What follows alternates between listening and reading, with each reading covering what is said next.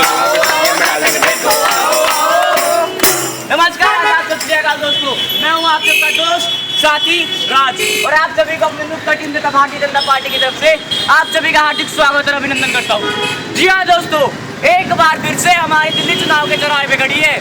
एक साल के ही अंदर हम दिल्ली वालों के ऊपर चुनाव का बोझ मंडरा रहा है। आप भी जानते हैं इसका जिम्मेदार कौन है, हम भी जानते हैं इसका जिम्मेदार कौन है।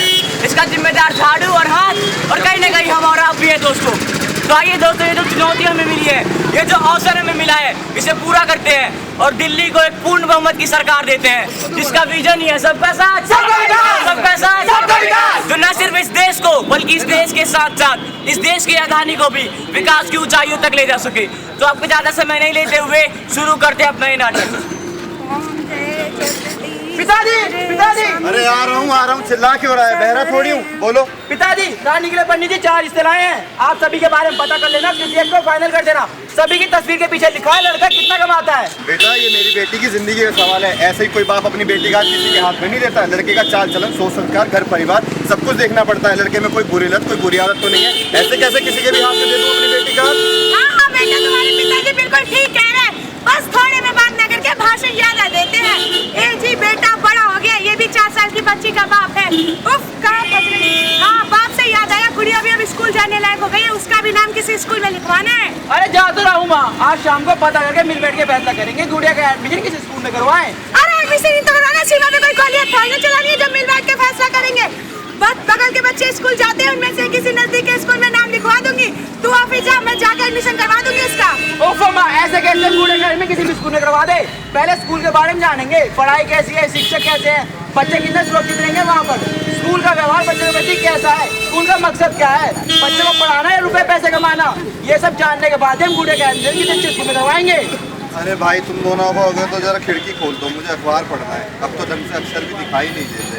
खिड़की खोल दो। अरे माँ, तुम्हें कितनी बार कहा है, पास के बाजार में 3 आदमी डॉक्टर का बोर्ड लगा है, इन्हें वहाँ ले जाना और चेकअप करवा देना, और अगर जरूरी लगे तो ऑपरेशन करवा देना। तू ऐसी कैसी बातें करता है, तेरे पिताजी की आंखों का सवाल है, नाजुक मामला, ऐसे कैसे किसी भी डॉक्टर को दिखा दूंगी। हाँ, पिछले महीने अपने शर्मा जी ने आंखों का ऑपरेशन करवाया था, पहले उनसे पूछूंगी, डॉक्टर के बारे में जानूंगी। डॉक्टर का अनुभवी होना, विश्वसनीय होना बहुत जरूरी है, डॉक्टर में योग्यता होना भी बहुत जरूरी है।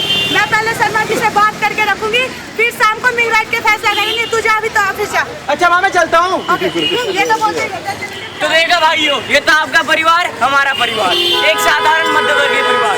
तो कोई भी मामला क्यों न हो, बच्चे के स्कूल में एडमिशन का मामला हो, किसी की शादी का मामला हो, या फिर डॉक्टर से इलाज का ही मामला क्यों ना हो, हम सब आपस में सोच विचार करके जांच परख के किसी मुद्दे के फैसले पर पहुंचते हैं।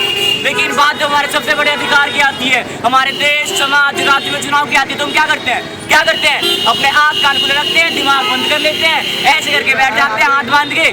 और इसी बीच कुछ ऐसे लोग आते हैं जो हमसे बड़े बड़े वादे करते हैं, बड़े बड़े सपने दिखाते हैं, हम उनकी बातों में आगे अपना वोट उन्हें देते हैं, अपना वोट बेकार कर देते हैं, और बाद में क्या मिलता है? सिर्फ धोखा दोस्तों, सिर्फ धोखा। आइए देखते हैं कैसे खाया हमने धोखा। आप सब आने वाले, हट जाओ, आप सब आने वाले, आप सब आने वाले यहाँ पे।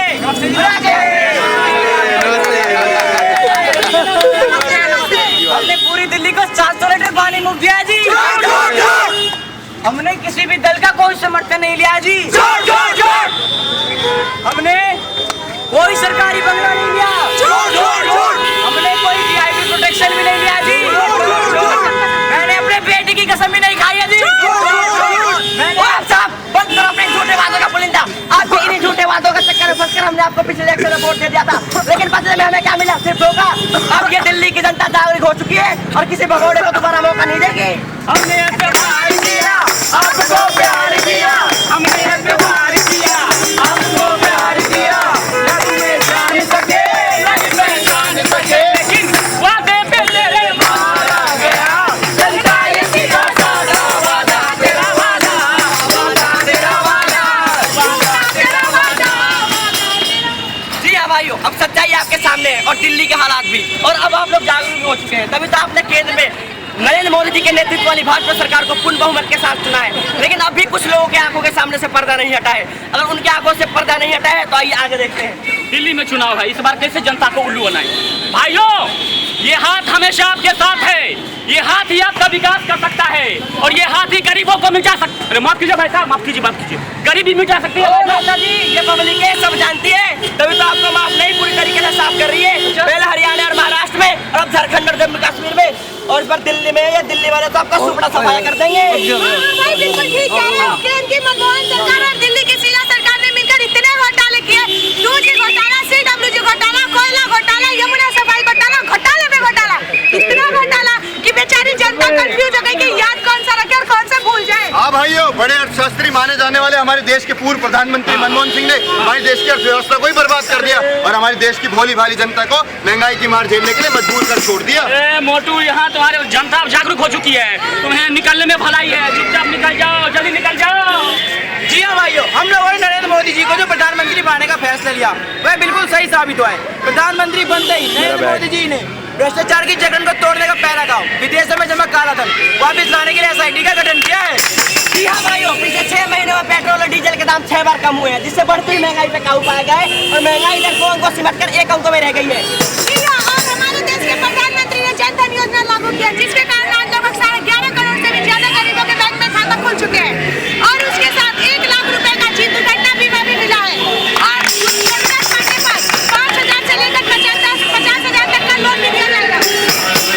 भाइयों, हमारे देश के प्रधानमंत्री नरेंद्र भाई मोदी जी के आते ही हमारे पूरे देश में स्वच्छ भारत अभियान को शुरू कराया गया, जिससे उनका देश स्वच्छ रह सके और देशवासी स्वस्थ रह सके और पूरे देश में शौचालय निर्माण कार्य को शुरू कराया, जिसके अंतर्गत प्रतिदिन 20,000 शौचालय निर्माण कराए जा रहे हैं।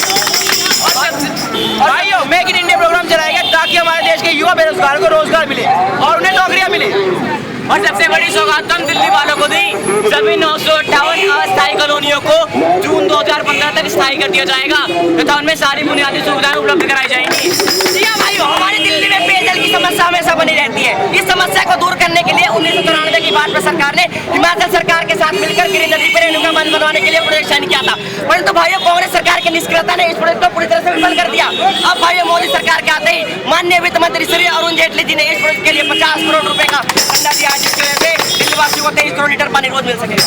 जी हाँ, और दिल्ली में भाजपा की सरकार आते ही बिजली दरों में 30% की कटौती की जाएगी और बीजेपी सरकार ने यह ऐलान भी किया है कि दिल्ली में बीजेपी सरकार के आते ही दिल्ली स्लम फ्री हो जाएगी तथा उन लोगों को सस्ता तथा अस्थायी मकान मुहैया कराए जाएंगे। भाइयों, हमारी दिल्ली में मल्टीप्लिसिटी ऑफ एजेंसीज के चलते दिल्ली के विकास कार्यों में बहुत सी बाधाएं आती हैं, इसलिए बीजेपी की सरकार आते ही हमारी दिल्ली को पूर्ण राज्य का दर्जा दिलवाया जाएगा। भाइयों, आज दिल्ली के सरकारी स्कूलों की बुनियादी सुविधाएं और शिक्षकों की बेहद कमी है। लगभग 15,000 शिक्षकों के पद शीघ्र बढ़ जाएंगे और ठेके पे काम कर रहे शिक्षकों को स्थायी किया जाएगा। आप सबको तो बताइए दिल्ली में स्वास्थ्य सेवाएं कैसी हालात में है, कितने जर्जर हालात में है। इसलिए भारतीय जनता पार्टी की सरकार आते ही 7 जगह मोहननगर, द्वारका, हंसराल, विकासपुरी, बदरपुर, बिंदापुर तथा छतरपुर 7 जगहों पर 7 बड़े-बड़े अस्पताल बनवाए जाएंगे, जिससे हम दिल्ली वालों को बेहतर स्वास्थ्य सेवाएं उपलब्ध हो सके। जी हाँ भाई, रेहड़ी और पटरी पर जीवन यापन करने वाले परिवारों की संख्या दिल्ली में 1 लाख है, जिसके लिए 15 साल की कांग्रेस सरकार और 49 दिन की आप सरकार ने कुछ नहीं किया। परंतु भाइयों, अगर भाजपा सरकार सत्ता में आती है तो ऐसे लोगों के लिए अस्थायी स्थान की व्यवस्था करेगी। जी हाँ भाइयों और बहनों, बीजेपी सरकार महिलाओं की सुरक्षा को लेकर भी अत्यंत संवेदनशील है तथा उनकी सुरक्षा का पूर्ण वायदा भी करती है। इसके लिए तमाम क्षेत्रों में CCTV कैमरे लगाए जाएंगे और पुलिस गश्त बढ़ाकर उनकी सुरक्षा सुनिश्चित की जाएगी। और बीजेपी सरकार ने महिलाओं की सुरक्षा के लिए एक हिम्मत नामक नया ऐप भी लॉन्च किया है। भाइयों, हमारी दिल्ली में यातायात एवं जाम की समस्या हमेशा बनी रहती है, ये आप सब लोग जानते ही हैं। इसलिए हमारी बीजेपी की सरकार पर्याप्त बसें चलाकर आप सब लोगों की यात्रा को सुखद बनाएगी। जिन ग्रामीण क्षेत्रों में बसों की कम सुविधा है वहाँ ज़्यादा से ज़्यादा बसें चलाई जाएंगी। पार्किंग की समस्या के लिए नई पार्किंग विकसित की जाएंगी। जाम से बचने के लिए ईस्टर्न और वेस्टर्न कॉरिडोर का निर्माण किया जाएगा और फुटपाथों को पैदल चलने वाले यात्रियों के लिए सुलभ किया जाएगा। 1984 के दंगा पीड़ितों को न्याय दिलाने के लिए भी दिल्ली भाजपा पूरी तरह से प्रतिबद्ध है तथा उनकी आर्थिक सहायता के लिए मोदी सरकार ने 5-5 लाख रुपए देने का वायदा किया है तथा चैत पार्टी की प्रक्रिया माननीय गृह मंत्री राजनाथ सिंह द्वारा शुरू भी कर दी गई है। तो भाइयों, हम जाग चुके हैं और आप भी जाग रहे हैं, तभी तो आपने केंद्र में मोदी जी की पूर्ण बहुमत की सरकार चुनी है। तो दोस्तों, हमारे साथ और मोदी जी के साथ कंधों में कंधा मिलाइए और हमारे साथ गाइए, जागा रे जागा रे जागा सारा संसार, मोदी की रंग लाली खुलता है पूरब का द्वार, जागा रे जागा सारा संसार, मोदी की रंग लाली खुलता है पूरब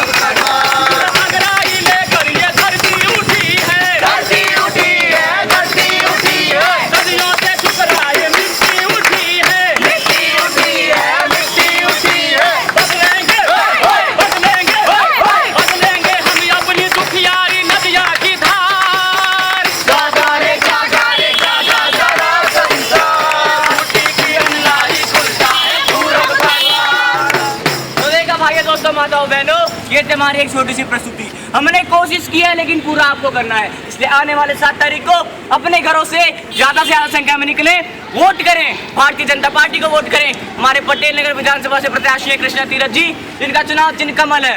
कमल के सामने वाला बटन दबाएं, भाजपा को जिताएं और दिल्ली को एक भाजपा की पूर्ण बहुमत की सरकार दें, जिससे इस देश के साथ साथ दिल्ली भी विकास की राह पर चल सके। धन्यवाद।